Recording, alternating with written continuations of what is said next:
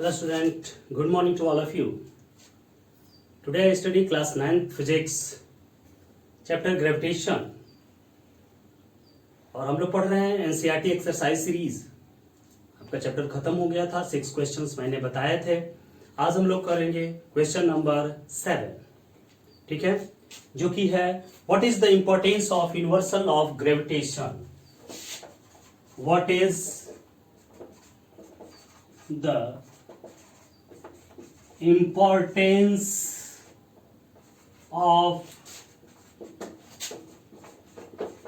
universal law of gravitation. ठीक है, what is importance of universal of gravitation. Universal of gravitation का क्या importance है, ये हम लोगों को पढ़ना है.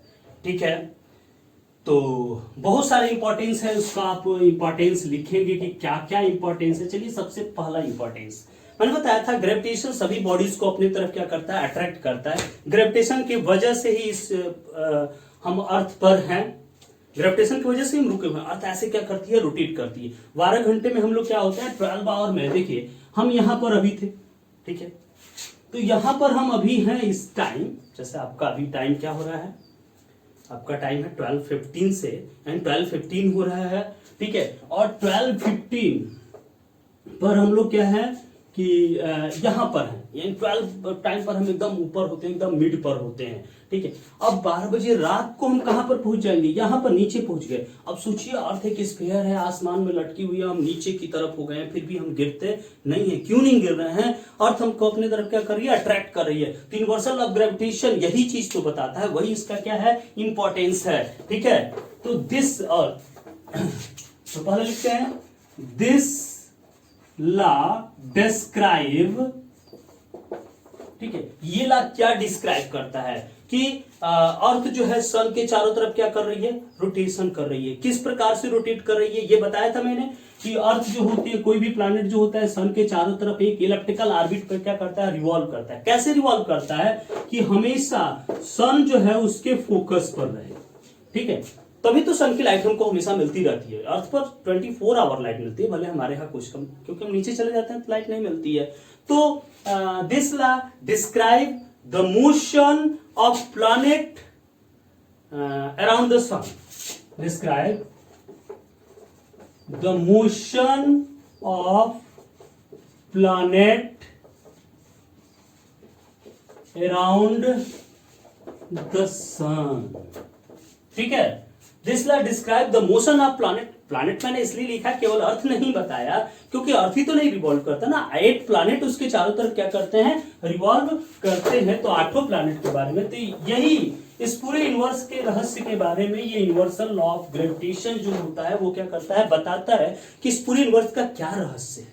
सभी प्लैनेट एक दूसरे को अपने तरफ क्या किए हुए हैं, अट्रैक्ट किए हुए हैं. Explain the force that binds us to the earth. वो बताता है कि हम किस प्रकार अर्थ से क्या है, बंधे हुए हैं. अभी बता रहे थे मैं कि नीचे की तरफ हो जाते हैं फिर भी नहीं गिरते हैं. तो second, explain the force that binds us around the earth, to the earth. ठीक है, अर्थ की तरफ हम किस प्रकार से बाउंड है, किस प्रकार से बंधे हुए हैं, ये चीज जो होता है बताता है क्या, ये इंपॉर्टेंस बताता है. यूनिवर्सल ऑफ ग्रेविटेशन बताता है कि हम अर्थ से किस प्रकार बंधे हुए हैं, ये चीज ये बताता है. थर्ड पार्ट हम लोग चलते हैं. तीसरा, चारों तरफ होता है, हम अर्थ की तरफ झुके हुए हैं, गिरते नहीं हैं. कोई भी बॉडी ऊपर की तरफ फेंकते हैं, सभी बॉडीज क्या आती हैं, नीचे आती हैं. तो ये सारी चीजें बताता है हमको. ठीक है, अगला, this law justify the tides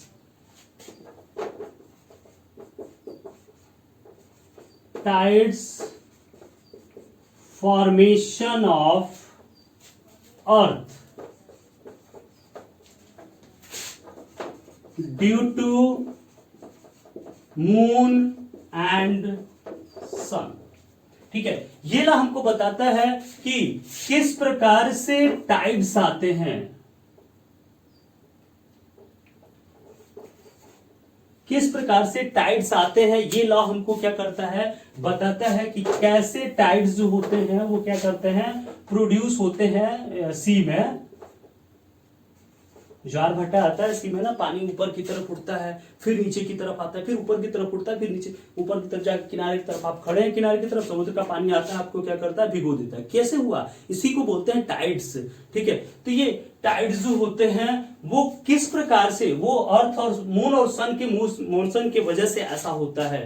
तो ये ला उस चीज के बारे में भी क्या करता है, बताता है। ठीक है, समझ में आया कि नहीं। और अगला चौथा, it gives,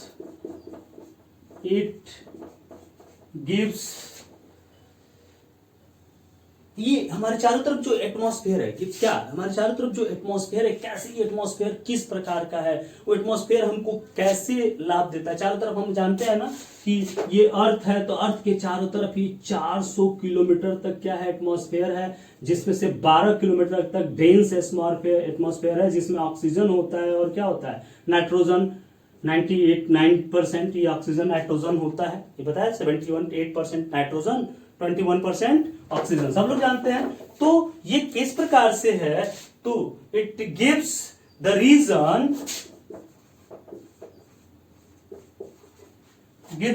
reason to keeping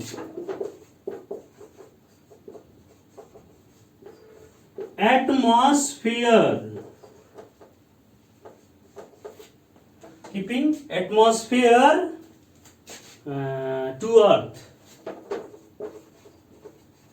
ठीक है, तो ये हमको देता है, it's gives reason to keeping atmosphere, कि हमारे चारों तरफ क्या है, एटमॉस्फेयर है। किस प्रकार का एटमॉस्फेयर है, ये एटमॉस्फेयर होल्ड कैसे है, ये सारी चीजें ये बताता है कि एटमॉस्फेयर हमको ये चारों तरफ हमारे फैल, एटमॉस्फेयर उड़ता क्यों नहीं है, आखिर ऐसा क्यों है। ये एटमॉस्फेयर जो है, देखिए ध्यान दीजिए, ये अर्थ है और इसके चारों तरफ ये एटमॉस्फेयर है 400 किलोमीटर की। ठीक है, ये 12 किलोमीटर वाला डेंस एटमॉस्फेयर है, जिसमें ऑक्सीजन है और क्या है, नाइट्रोजन है। आखिर ये ऑक्सीजन आप जानते हैं गैस है, तो ये गैस तो उड़ जाती है ना। अभी हम यहाँ पर गैस को ही छोड़ते हैं, क्लोरीन लाया या कोई भी गैस, तो वो क्या हो जाती है, उड़ जाती है, चारों तरफ फैल जाती है। लेकिन यहां पर जो है ये ऑक्सीजन और नाइट्रोजन गैस है, फिर यहां पर ओजोन लेयर है, वो 3 लेयर है, ये आखिर यहां से हट क्यों नहीं जाता, ऑक्सीजन और नाइट्रोजन उड़ क्यों नहीं जाता, ऊपर क्यों नहीं उड़ता।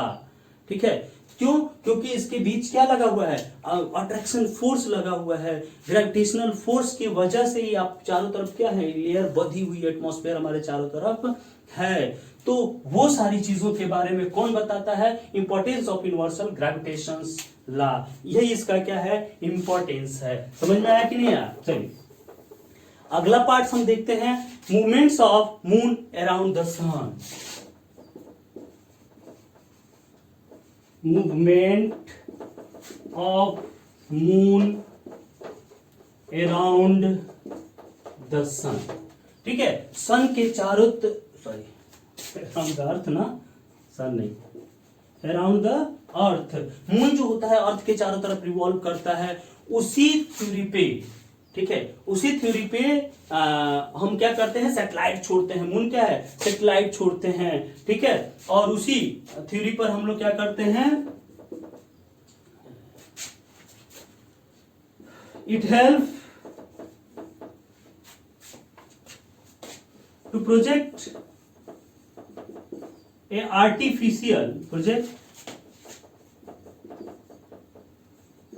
artificial satellite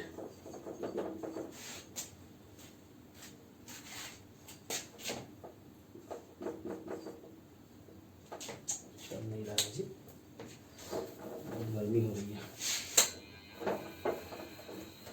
ठीक है, artificial satellite to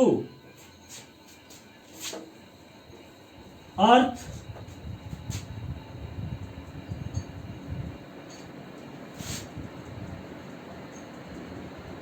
different target,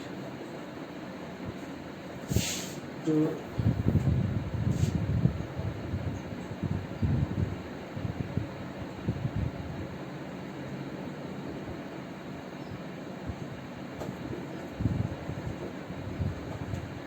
ठीक है, project to space around different orbit of, ठीक है, अर्थ के अलग अलग ऑर्बिट्स में हम लोग क्या करते हैं, सैटेलाइट प्रोड्यूस करते हैं, और उसकी वजह से हमको क्या होती है, जितनी भी सारी टेक्नोलॉजी है वो सभी की सभी टेक्नोलॉजी हमको क्या होती है, मिलती हैं, ठीक है। तो ये सारी चीजें हैं, तो इसको आप थोड़ा सा नोट करिए। फिर अगला क्वेश्चन बताते हैं, बहुत इंपॉर्टेंट क्वेश्चन है ये, ठीक है। What is importance of gravitation, बहुत ज्यादा, और भी बहुत ज्यादा इंपॉर्टेंस है, 6 इंपॉर्टेंस बहुत है, अब कितना बताएं आपको, ठीक है। तो ये सारी चीजें हैं, ठीक है, इसको नोट कर लीजिए, बता दें।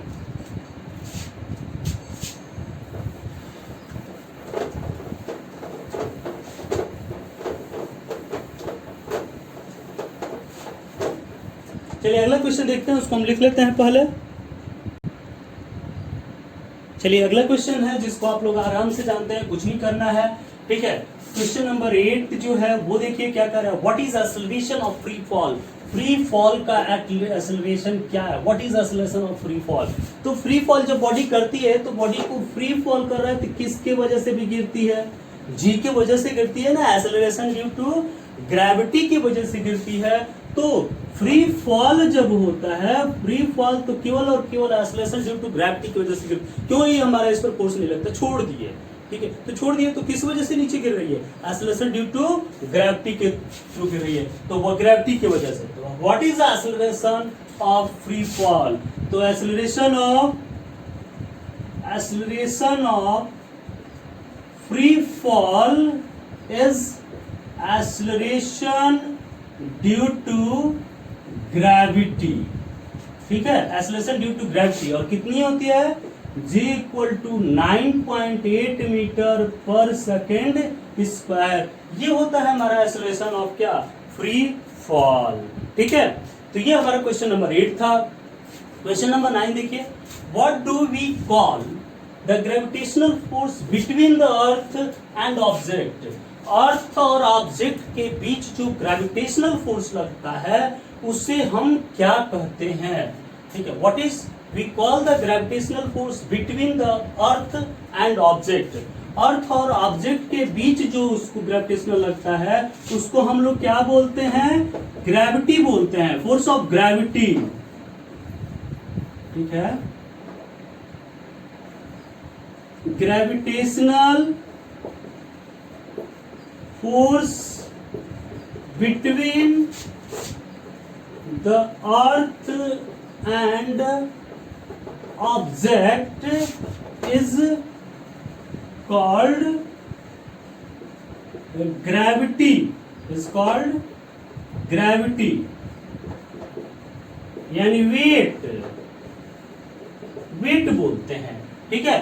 तो gravitational force between the earth and object is called gravity, यानी उसको वेट बोलते हैं। मैंने बताया था कि कोई दो बॉडीज है, इनके बीच जो अगर एक बॉडी अर्थ हो जाती है तो जो फोर्स लगता है उसको हम लोग क्या बोलते हैं, ग्रेविटी बोलते हैं, और इसको वेट बोलते हैं, W = m/g, वेट बोला जाता है उस फोर्स पर लगने वाले को।